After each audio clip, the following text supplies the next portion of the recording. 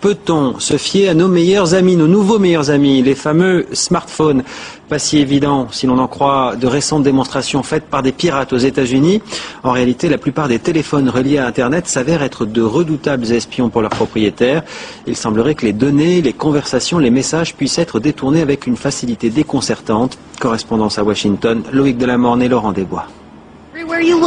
Ce reportage de la chaîne CBS vient de provoquer quelque effroi auprès des téléspectateurs américains. Michael Gregg est un expert en piratage informatique. Armé d'un simple ordinateur portable et d'une balise Wi-Fi, il s'est installé au cœur de Central Park à New York et montre comment il peut pirater les téléphones de tous les passants autour de lui. En pénétrant à distance le mobile de cet homme, il va rechercher l'historique de ses achats sur Internet et obtient son numéro de carte bancaire.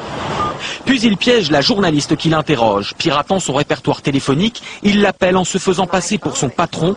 Sur le portable de la victime, c'est bien le nom de son rédacteur en chef qui s'affiche. Cela peut être utilisé pour se faire passer pour votre banque. Vous avez confiance, je vous appelle du numéro de votre banquier et ensuite je vous demande des informations très personnelles, comme des codes par exemple.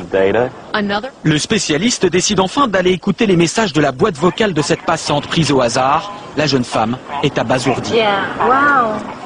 Aujourd'hui, les portables multimédia appelés smartphones ont le vent en poupe. Il s'en est vendu 55 millions dans le monde cette année. Mais contrairement à ce que l'on croit, un smartphone n'est pas simplement relié à Internet. Ce sont tous les smartphones appartenant au même opérateur qui sont en réseau entre eux. En France, par exemple, un portable de Lille communique en permanence avec un autre à Marseille, même si leurs interlocuteurs ne se connaissent pas. Et c'est ce large groupe de portables qui est ensuite relié au réseau mondial Internet. Dans la banlieue de Washington, Trevor Hawthorne, un autre expert en sécurité informatique, tire la sonnette d'alarme. Les smartphones permettent aussi de pister très facilement la position de leurs utilisateurs.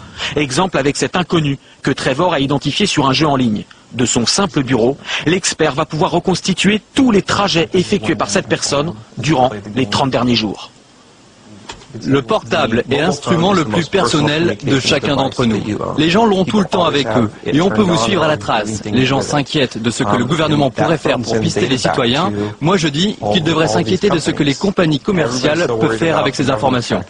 Pour se protéger, les spécialistes donnent 3 conseils. D'abord, ne pas craquer son téléphone portable en changeant d'opérateur ou en téléchargeant des logiciels illégaux. Ensuite, ne pas ouvrir des mails ou des sites inconnus. Enfin, faire attention aux jeux en ligne, surtout ceux auxquels jouent vos enfants.